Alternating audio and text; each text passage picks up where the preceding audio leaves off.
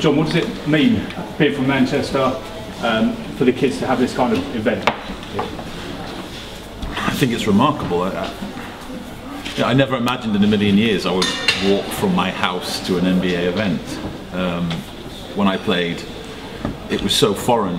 The NBA was over there in America and didn't do much in Europe, and to watch how it's happened now, so that there's more and more of these events, and not just games, but things like this with bona fide NBA superstars and dance teams and current players. It's creating a great deal of excitement. That's clear. It's clear by the number of people who aren't from Manchester who are here just for the game. What's the building block from here? Because we've got the BBL, there's rumours of a BBA. What's the next step for British basketball to build on events like this? Does anybody have any questions that aren't just going to get me slammed in the British basketball press tomorrow?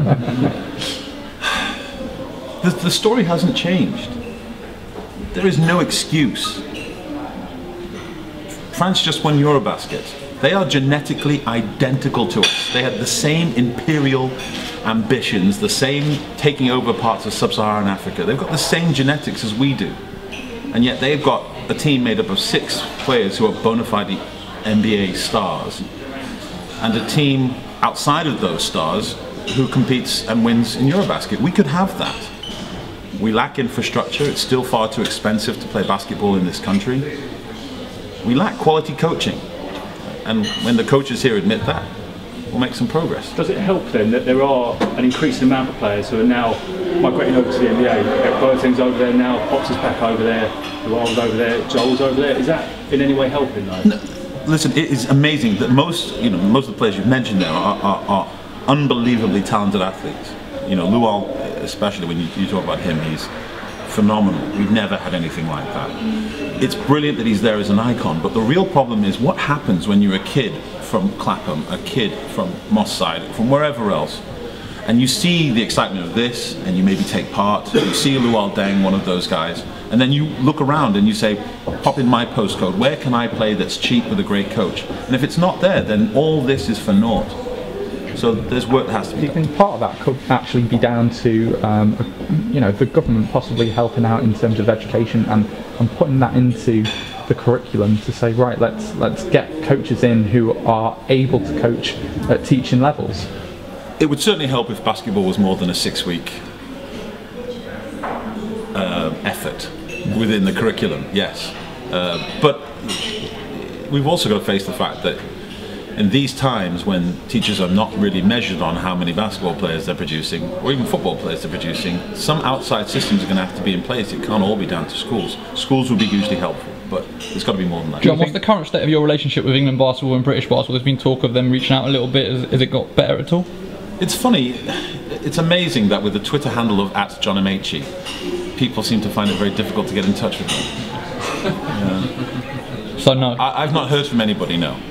I would be knocked off my seat with surprise and joy if it happened. And so if they did, you'd be open to working with them Of course. I'm not anti-British basketball. I am for kids who have talent and are willing to put in the effort having an opportunity. It should not be, as it is currently today, that it is easier to become a Premiership football player than to become a Premiership basketball player.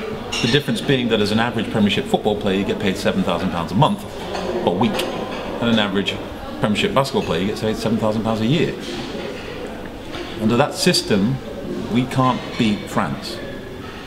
God knows we need to beat France. Was there any part of you that thought about applying for the CEO job? So that we could have the entire of basketball thrown into chaos and the death threats increase. No, thank you. If you were to sit down with the England basketball board, what would be your overriding message to them?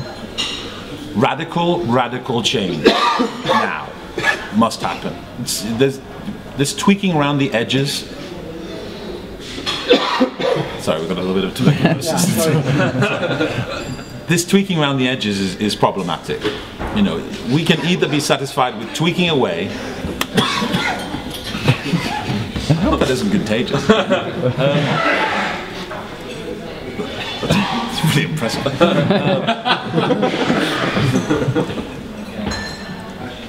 I mean, the bottom line is, are we really going to be satisfied with being this below expectations for another 3 decades?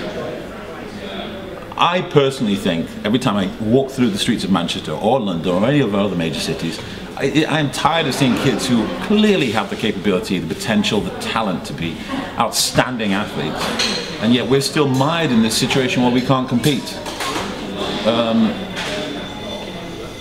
If you want to change that, then it has to be radical change. Coaching in this country is abominable across the board in basketball, and it needs to improve. Either those coaches can improve, choose to take on some CPD like everybody else in every other industry anywhere, or they need to go.